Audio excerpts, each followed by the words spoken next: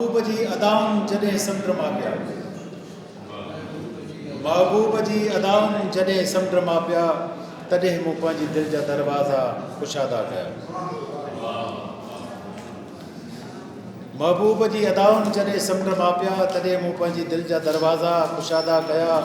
छो त रोशनी जो हिकु किरणो रोशनी जो हिकु किरणो अथाह अंधेरनि जो मौत हूंदो आहे। रोशनी जो हिकु किरणो अथाह अंधारनि जो मौत हूंदो आहे। फ़रेब जे पासराटनि मां पैदा थियल ख़ुशामदीद मुंहिंजे मन खे लुभाए नथी सघे। मां सरकश गीतनि जी गूंज खे बस्ती जे चौक ते निशान तौरु रखियो आहे।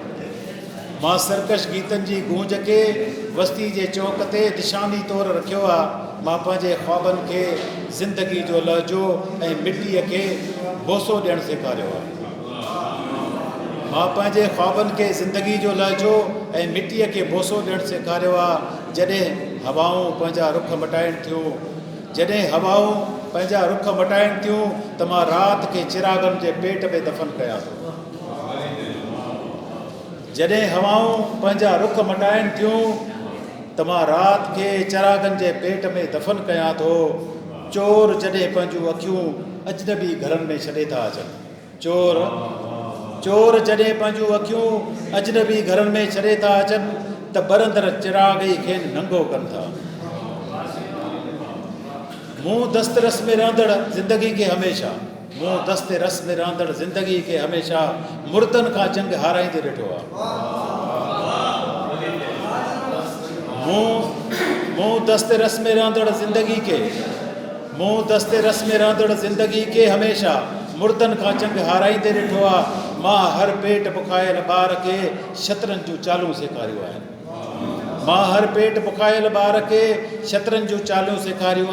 मां लिबास जी उणत नंगनि जिस्मनि सां मापी आहे।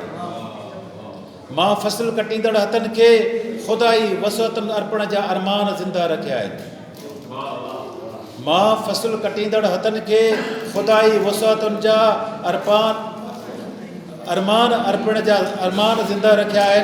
मुंहिंजी मोहबत जो महवर फ़सुल कटींदड़ हथ आहिनि। मूं कबूतर जी अखियुनि खे हिप्नाटिज़म खां बचाए चित्र अखियुनि जो सपनो ॾिनो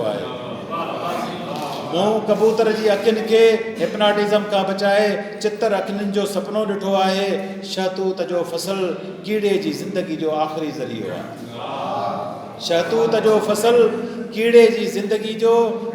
ज़रियो आहे।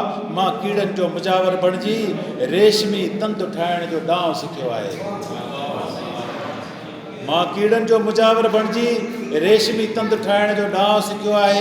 झंग जे कानून जो एतिराम कदे ख़ाली फूकणनि में अकुल जी उॾाम भरी आहे। मगर अकुल जॾहिं ख़ुदा खे क़ैदी बणायो हो त मूंखे संदसि तख़लीक़ ते खिल आई।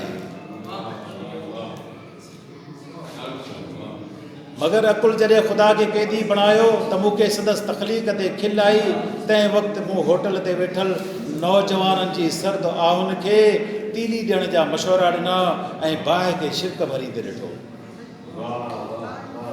मूं कोयलनि में सुतल बाहि जे ख़्वाबनि खे मफ़हूम ॾिनो आहे।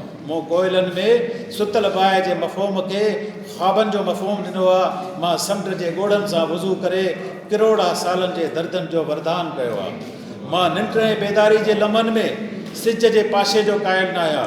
मां ख़्वाबनि जे ताबीर जो हर ॾाके ते इंतज़ारु कयो आहे ऐं तुंहिंजे हथ ते लिकियल लकीरनि में मोहबत जो रूह फूकियो आहे। मां कलराठी ज़मीन ते किरंदड़ चांदराड़ वांगुरु तुंहिंजा नक्श पंहिंजे रूह ते चिटिया आहिनि। मूं तुंहिंजे क़दमनि जा निशान संभाले रखिया आहिनि।